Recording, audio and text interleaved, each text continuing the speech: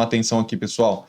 Eu quero chamar atenção aqui dessa questão de fato e por que que ninguém está falando aqui desse erro de raciocínio. Mas antes, pessoal, deixa eu também chamar atenção para uma ótima notícia. Olha só, o INSS ele deve indenizar segurado por demora em conceder aposentadoria.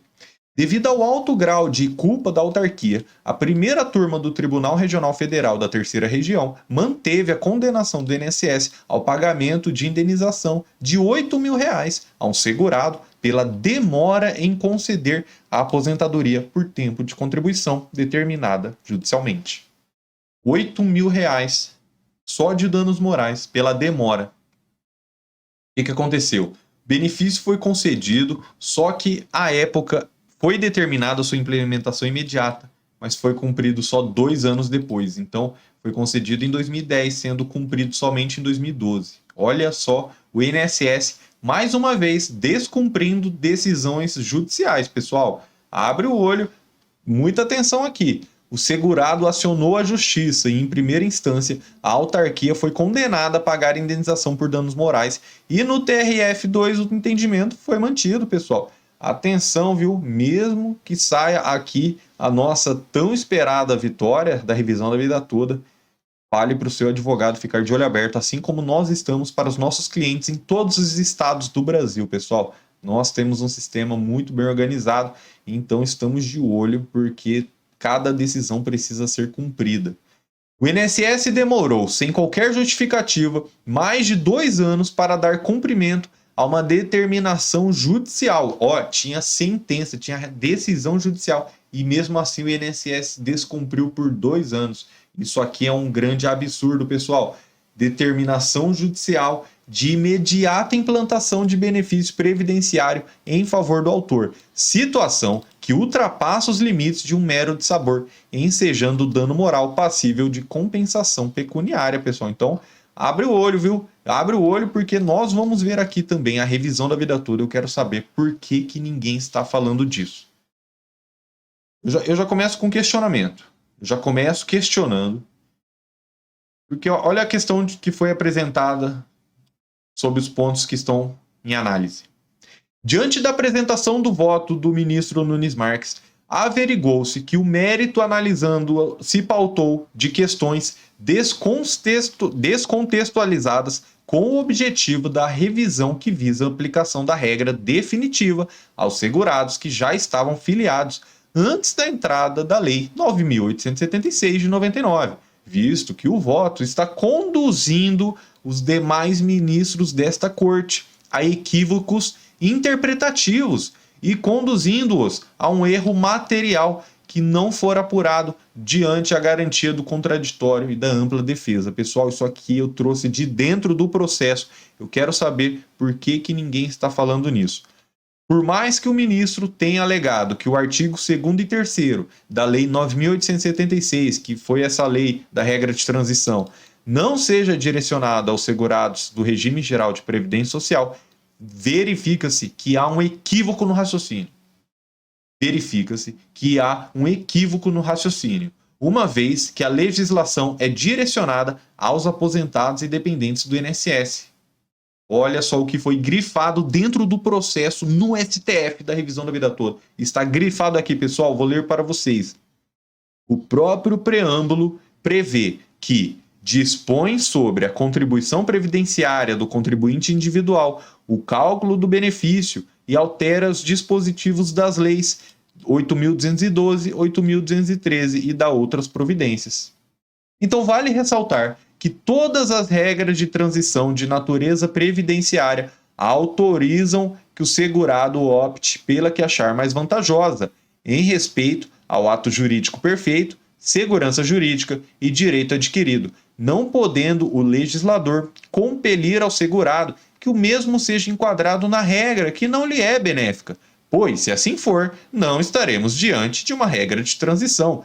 Isonomia é tratar os iguais de forma igual e os desiguais de forma desigual, amparado pela interpretação conforme a Constituição, visando aos fins sociais pelo qual a Previdência Social se destina, bem como diante a uma interpretação teleológica do caso subjúdice constata-se cristalinamente que a intenção do legislador sempre foi a de dar a opção aos segurados filiados anteriormente à vigência da Lei 9.876 de optar pela regra que lhe fosse mais benéfica. Pessoal, atenção! No que tange à alegação da súmula vinculante número 37 do STF, a mesma não tem substrato jurídico no presente caso, uma vez que as fórmulas de cálculos dos regimes são totalmente distintas. Fórmulas de cálculos, regras de transição, caráter social, entre o regime dos servidores públicos e o regime geral, são regras totalmente diferentes. Então, a súmula tem como objeto vencimentos de servidores públicos e não de aposentados do INSS.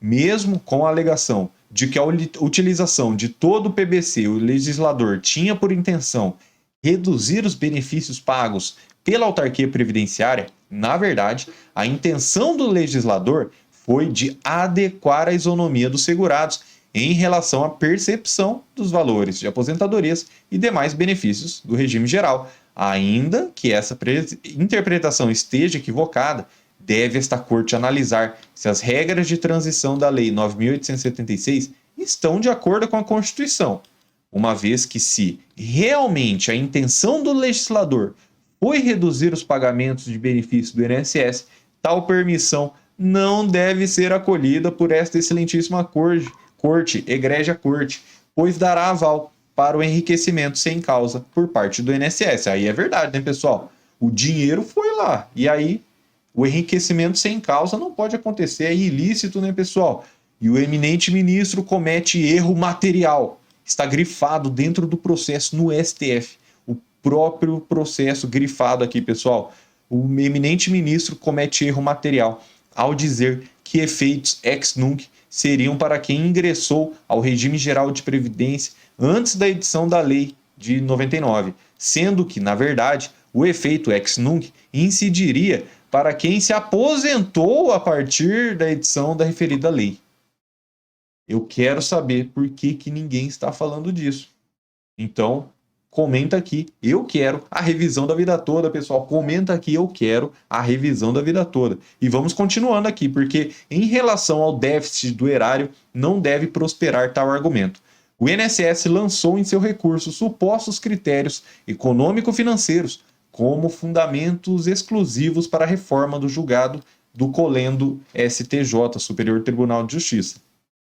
Ocorre que os números apresentados, em torno de 40 bilhões, não refletem a realidade, na medida em que não consideram os processos ajuizados que já haviam ultrapassado a decadência decenal, tampouco os milhares de casos em que o novo valor não será vantajoso.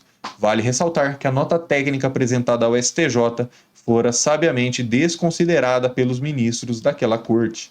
Então requer que seja conhecido e decidido o presente pleito, esclarecendo os pontos controvertidos que integrarão o acórdão. Doutor João Paulo Ribeiro, isso mesmo, pessoal. Então tem gente lutando aqui. E olha só a participação do amigo aposentado. Luiz Carlos Maranhão, Brasil, 30 anos de corrupção cortando direitos que estão na Constituição para aumentar verbas parlamentares. Políticos recebendo de 20 a 28 mil, verbos sobrando e o povo escravizado. Grande participação do senhor Luiz Carlos. Olha o Gideão Barbosa, dependendo desse tipo de gente no poder, pode esquecer, jamais terá justiça. A participação do senhor Gideão aqui tá forte. Lamir Bueno, eu quero os meus direitos respeitados. Isso mesmo, pessoal, comenta aqui. José Carlos, amém, confio muito na palavra de Deus. A palavra de Deus, ela é fiel e verdadeira. Amém, senhor José Carlos, muito obrigado pela sua participação e obrigado você que assistiu até o final. Você mostrou que é comprometido. Então, esse canal eu te convido. Ele foi feito para você. Alô, aposentado, inscreva-se e até o próximo vídeo. Obrigado. Tchau, tchau.